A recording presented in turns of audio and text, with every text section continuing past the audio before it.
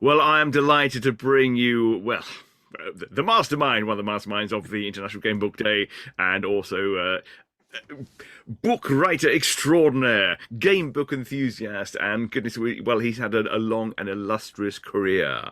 It is Jonathan Green. How are you, sir? Hello, hello. I'm very well, thank you. How are you? Yeah, I'm very well. I went a bit too fruity on the introduction there, I thought, but hopefully That's everyone all right. knows who you are by now.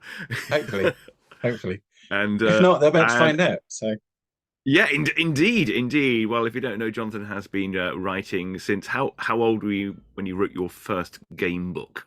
oh goodness. I was commissioned after my first second year at university, so I must have been 21, 20, 21, 20. something So like that. I did can't I remember. mean about 21? Goodness me! And you were commissioned, so you must have written something which made you become commissioned. How did you get into it? Yeah, so when I left school, I actually wrote to Puffin Books asking how you get to write game books for them. And Mark Gascoigne, who is the consultant editor of Fighting Fantasy at the time, kindly wrote back to me, explaining what I had to do. I mean, he could have just ignored the letter, but he did finish by saying, I should warn you, your chance of publication are very slim. So I wrote my pitch because you had to write a quarter of the adventure, so 100 sections of a fighting fancy game book, an outline of what would happen in the rest of the book, any new rules or monsters. You wrote the background as if it was the real thing. And so I sent off my first idea, which was roundly rejected, but with lots of positive feedback. Tried again, didn't get any better. So I started a completely different idea, gave it a rest, and it was about two versions after that. It was finally commissioned by Puffin. So yeah, that was Spellbreaker, my first fighting fancy Spell game book. break. And I'm going to ask you that first book that you wrote, which was rejected, did you ever take any of those ideas and reutilize them in something else? I did. Some were reused in Spellbreaker, and some even appeared much later. There's one character who appears in Howl of the Werewolf, who was originally in. It was called Outlaws of Khan, which was a misreading of card, a C or yes, Kaad, which is a northwestern town in the Lancia. Yeah. There can't have been many people submitting game books at that time to Puffin.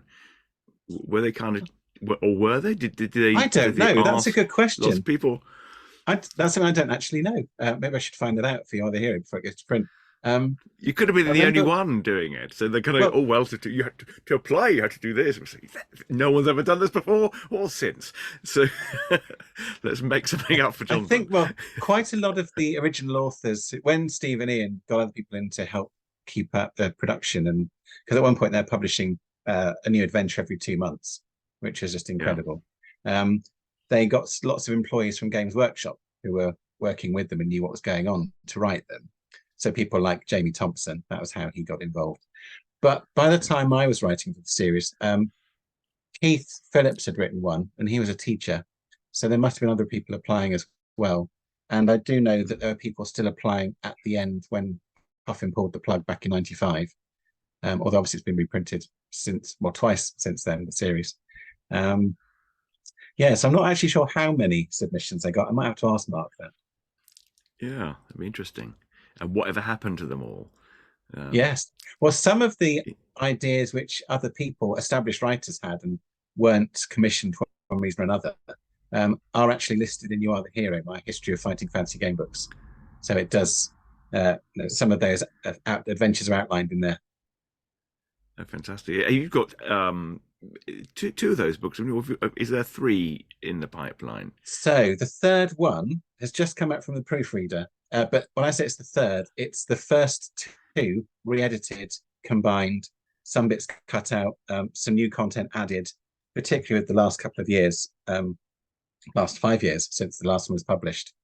So Hmm, yeah, it takes up to the 40th anniversary, and it's about 170,000 words long, which is quite brilliant. big. That's fantastic. Now we change International Game Book Day into Halloween We did. for various reasons, but it's also a good reason to kind of concentrate on all the horror aspects of game Yes. book writing. Because I think fantasy and horror have always gone hand in hand. And if you watch the Ian Livingstone one about the book titles and the book covers, they've always had a very kind of almost Hammer-esque title sequence to them. Yeah. The horror of the tombs of, they do sound like horror movies. But what about you? How did you start writing horror, and what was your first horror-based one that you started working on? I suppose, I mean, I think lots of my work over the years has had horrific elements to it without it being out and out horror. It's something that's always Hmm. crept in. Um, but more explicitly, I suppose, when I started to write my later Fighting Fantasy game books, I wrote Curse of the Mummy. So although it wasn't sort of, it was more ancient Egypt and lots of monsters, I guess the fact you've got mummies in there. And then I had Blood Bones, which was zombie pirates, voodoo pirates. But the most explicit was when I wrote Howl of the Werewolf. So that was quite some time ago now. But it was one of those times I had the chance to picture a brand new Fighting Fantasy game book being published by Wizard Books at the time. I thought there may never be another chance, and I just went all in. So it's one of the longer Fighting Fantasy game books. It's over 500 sections. But that I did make, because up until that point, werewolves had just appeared as occasional monsters you fought. Like overnight, you camp somewhere and you meet a Hmm. werewolf. And I thought lots of horror films, the werewolf is the big bad. So that's what I did. I wrote a Fighting Fantasy where the werewolf was the ultimate villain you had to defeat. So I really played up all the Hammer horror cues of that one. And it was illustrated by Martin McKenna, who also loves Hammer horror. So it was Yeah. kind of a shorthand. What he was producing was exactly what I was imagining in my head. So it's great. Can you still get that one? Has it been re-released or? It hasn't been reprinted, no. So it's a case of Hmm. looking for it on eBay and other book auction sites or secondhand copies. Yeah. Oh, well, it sounds like they should almost do a little horror series and bring out all the horror ones and put them out or Yes, something. the next one I wrote after that was Night of the Necromancer, which is again horror. But in that one, it starts where the other adventures end, in that you die right at the beginning and you come back as a ghost and you have to solve your own murder. And again, that's got lots of undead and horrific things in it. I do apologize. That's my little monster here. That's all right. Our puppy. Couldn't hear it. Oh, good. If you do hear something, it's not a That's ghost, it's the dog barking in the background. Um, right. so yeah, but that one hasn't been reprinted in English either, but it is now out in French recently. So bizarrely, that Oh, one you wow. can get. Whereas Howl of the Werewolf, as far as I'm aware, has never been translated into. Oh no, I'm talking absolute rubbish. It has been translated into French and Spanish, but I don't think it's available at the moment in French, certainly, and certainly it isn't available in English. I apologize. I forget. I've written a few books, so That's okay. You've prayers written so together. many, absolutely. Now, I'm just looking behind you there, and I'm seeing "Twas the Night Before Christmas," Oh which you yes, brought out, which has some very good. fantastic illustrations in there. Obviously, very horror based and kind of maybe Krampus inspired. Can you tell us a little bit about that? Since it is October, it's not too far away to Yes, Christmas it is time. completely Krampus inspired. So it's "Twas the Krampus Night Before Christmas." So all of my Ace game books are based on some sort of existing stories or legends. So with that one, it's really a visit from St. Nicholas by Clement Clark Moore. And I then added into that Krampus and other Christmas myths and characters. So pretty much anything you meet within the adventure has an origin somewhere in literature or in legends, but it might be from Central Europe. Mm. Yeah, and that's illustrated by Tony Huff, and he did a fantastic job. He does his slightly nightmarish creatures anyway. I've got the RPG version, so you can see the cover nice and clearly there. But for Oh, that one, we did it in fabulous! color, so it's all of Tony's art, but in full color. There's a Oh, that's slightly less amazing. horrific, more comedic element, but Where yeah, it where can looks. you get that one, Jonathan? So that you can buy from Drive Through RPG. So you can Yep, get it as either a PDF or a soft cover or a hardcover. Yeah. fantastic. What kind of characters do you play if you're role playing it? So in that one, in the game book, you play as a person. People assume you're a child because it talks about saving Father Christmas from Krampus, but it's never Yeah. actually explicitly stated. You do the adventure in your pajamas, your dressing gown, and your slippers. Um, but in the role-playing game, it's a slight twist on that, in that Father Christmas is abducted from somebody's home as he's delivering presents by Krampus, and he uses his magic to bring to life a group of toys.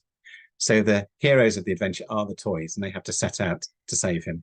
So they all have their own Oh, cool. abilities. So, for example, certain characters are clockwork, and if one of the other players winds them up, they can then use that ability in different ways. Others can fly, some can use magic, some are fearsome and cause fear in others. So there's all sorts of things. There's 12 pre-generated characters, and since then I've released various supplements, and everyone has at least one new character you can play as. So there's quite a range now. Oh, brilliant! That's. And do you want to carry that series on? It sounds like you're rather Well, enjoying yeah, that.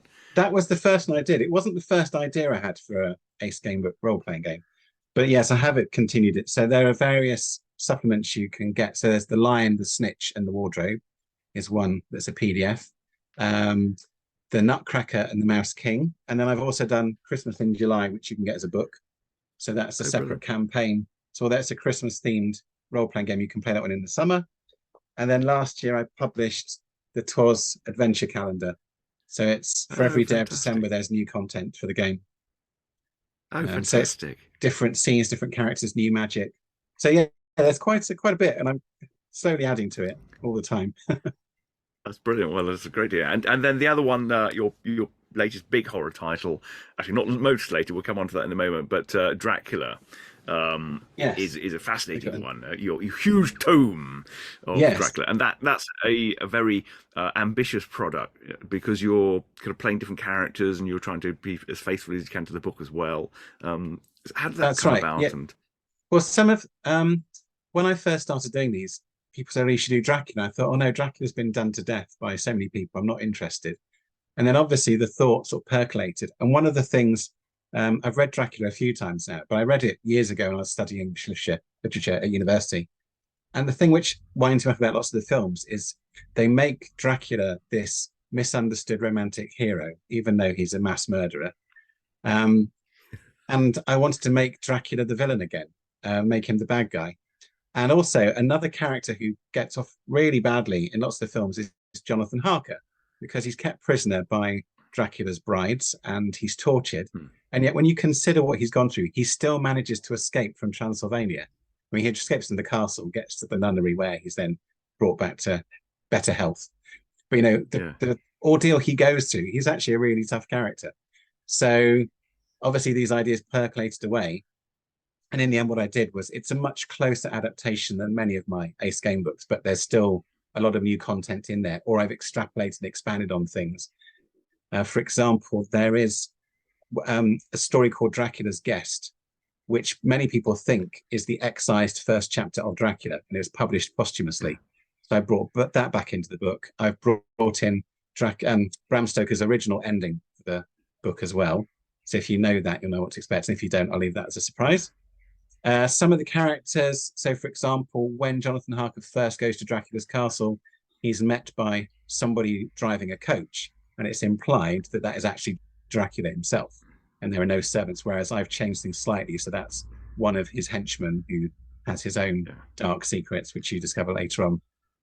Yeah, but the main thing was that you could play as four different characters.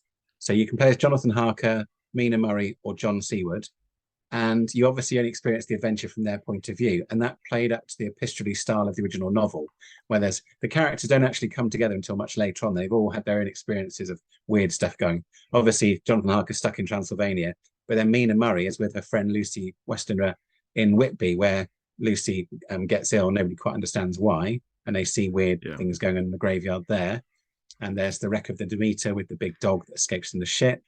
And then, meanwhile, John Seward is having to deal with the lunatic Renfield in his asylum back in London. So all of these things, it worked Wow. really well for having different characters. I've done that before with my Ace game books, but this was the first time where you can change the character during the course of the adventure. But if you play as more than one character, it increases the chance of Dracula finding out what you're up to, because there's a blood score that keeps track of how well Dracula's doing in the background. So the more things you do to alert him to the fact that you know what he's up to, the more dangerous he becomes. But you Wow. can also play as Dracula himself.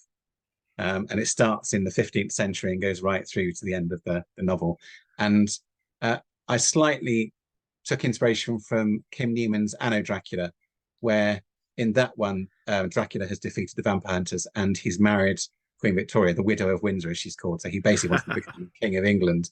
So I use that kind of, he's got this conquest plot in the back of his mind from the get go. And that's outlined in his adventure as well. It sounds like you had fun writing this one. I did. It It was sounds also incredibly my complicated as lockdown book. well. So it's the one when everyone was stuck at home and we couldn't go anywhere. And so I wrote it, my first 1,000 section game book. So yes, it's ridiculously Wow. long. I mean, uh, when you look at it, there we go. You can see from side on it's a bit chunky. Most game books aren't that thick. Yeah. And you had a But it's fantastic hardback, didn't you, as well? yes, and it's yeah illustrated out by Hauke Kock, who's a German artist. My German publisher put me in touch with him. It's in Yeah, various editions now. It's out in Polish and German, and the most recent one is Hungarian. So there it is. It's got a brilliant. similar cover design, but a That's few fantastic. variations. Yeah, That's great. And with more to where can come. you get it now? So I think it should be on Amazon. If you can't get it on Okay, Amazon, you can get the PDF on DriveThruRPG. brilliant. Yeah. Brilliant. That's quite a PDF. Yeah, fantastic. Yeah. Yeah, I loved it. I saw you at the UK Games Expo, and it just looks fantastic in the hardcover. Have you got any of those left, or they've sold out now? I don't. I've got some of the yellow hardcover. I can grab one off my shelf if you would like me to. Yeah, they look really stunning. So you might have to go and find Jonathan at a live event to get one of these now. Yes. So Yeah, look at that. this was a very limited edition. We only printed 50 of these, and it has the yellow cover because the original version of Dracula was published with a yellow hardback, because yellow was something that was suggested the book was slightly out there, slightly outre. So yeah, we did the same thing. The content is the Beautiful. same, except in the hardback you do have a bonus chapter which has designers' notes and artist sketches. So that sort of thing. You can see Wow. original versions of the cover and Oh, some of the fantastic. sketches that weren't used, or I'm trying to find another one now. Yeah, different ones of there's a zombie coming out of a coffin. Yeah. That's amazing. Are you going to be signing any of those? How many you got? How many have you got left? There's only 50. Oh, I think it's something like 10. Yeah, Okay, all right. So not many now. if someone wants one, can they write to you? Have your website, or what's the best way Yes, to yeah, there is. get hold of If that? you go to jonathangreenauthor.com, there is a link to buying signed Yep. copies, and there are a few on there. Okay, right. Well, let's hope they're gone by the end of this interview. That'd be Okay, great. now finally, I'm going to talk to you about your latest product, it's an unusual one because it's a commission. I take it, Moon Knight, Yes. obviously the Marvel series. So how did that come about? So this is, I've got to print out the cover because I don't have a copy of the book yet. They've been printed in the States. It's out in the States, but they're now on a Yeah. ship coming across the Atlantic to the UK. So it's out in the UK on November the 23rd. It's the third in the Marvel Multiverse Mission series, which is published by Aconite Books. And Aconite are Asmodee's publishing wing. So a bit like Black Library is to the Games Workshop, Aconite is to Yeah. Asmodee. So they're producing fiction set within the worlds of various different games like Twilight Imperium, Arkham Horror, and they've also done some Marvel books. The publisher is Mark Gascoigne, who I mentioned earlier, is the person who wrote back to me about how to write a game book for Puffin. And so we've Wow. known each Okay. other for years now. And when they started doing the series, they did You Are Not Deadpool and She-Hulk Goes to Murder World. And they got me in just to do a technical edit on both. And then when they wanted to do a third, they approached me and said, we're looking for something, because the first two are slightly humorous and they're characters who are known in the comics to break the fourth wall. But they then, I guess the license holder felt confident that they could do something slightly different. So it's a grittier, slightly grim, dark game book. So in this one, you aren't Moon Knight. You're an Egyptologist who's helping set up an exhibition of Egyptian art in New York. And the night before it's meant to open, you're just checking everything, and a mummy bursts out of a coffin, and it's Nakantu, the living mummy from the Marvel comics. And at the same time, Moon Knight bursts through a skylight and fights the mummy. So you then accompany Moon Knight on the adventure. And there's a reason, it does explain why this would happen. And you meet various Moon Knight characters and other Marvel characters. Some of them have a slightly Halloween theme, shall we say? As the fact there's a mummy, Yeah. there are some others, but I don't want to give away too many spoilers. But ultimately, you're trying to find out what the Egyptian god Anubis is up to and why he wants a canopic jar that the mummy's stolen from the museum. And how did you prep for this? Did you read a lot of the comics? Were you given some kind of guidelines, or have you been a Moon Knight fan for a long time? Well, I'd heard of Moon Knight. I've been a fan of Marvel Comics for years, but Moon Knight was a character I was aware of but didn't really know much about until the TV show came out. So I watched that with interest. And I've always been fascinated by ancient Egyptian mythology anyway. But then when the opportunity came to write the book, I was actually approached to say, we'd like to write a book, send us some ideas. So of course I pitched Spider-Man, because why wouldn't you? It's Marvel's biggest property. Yeah. And as a result, they said, no, thank you. But the feedback from Marvel was, with maybe a game book based on Moon Knight or Doctor Strange, and I thought I'd never be allowed to do something that's been on TV or on the big screen. So I wrote Yeah. pitches for both, and they decided to go with the Moon Knight one. So I then did read several large graphic novels of Moon Knight works. Lemire's more recent one is really good, and I think that inspired part of the TV show. And I did, borrow my daughter's Marvel character encyclopedia because she's probably a bigger Marvel fan than I am. Yeah, did my homework, and as you always do with any licensed property with the IP, threw myself into it, and then plotted out the adventure, which was approved by Marvel. That was an interesting process as well, because I'd say I'd like to use these characters ideally. If not, I'd like to use these. And some of them I was allowed to use, which I was really pleased about. Some I wasn't. But then they would suggest others who would fit in well, and it took the idea in different directions.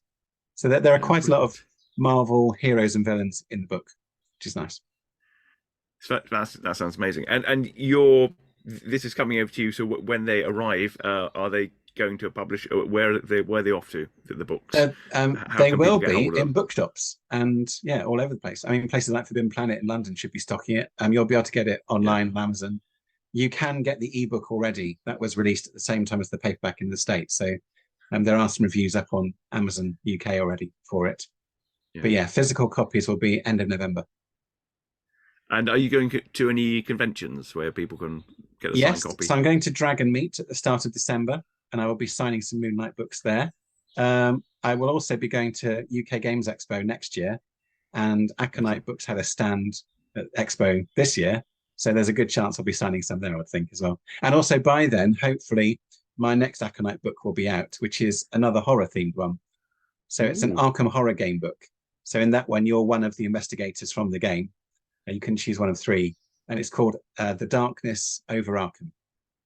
Yeah. Oh, wow. So I'm actually writing that at the moment. That should be out in April. Wow. Yeah. Brilliant. Well, Jonathan, you're always busy, so I can't wait for that. Next year we'll find out your next 5 projects and the ones you finish. So thank you again. If you want to follow John, you've got your Facebook page, you've got your website. Are you on any other social media? Yeah, Twitter, as I still call it. Yep. Instagram. Yep. Yeah, so Twitter is at Jonathan Green. Instagram it's at John Green, Jon Green 71. Yeah, those ones.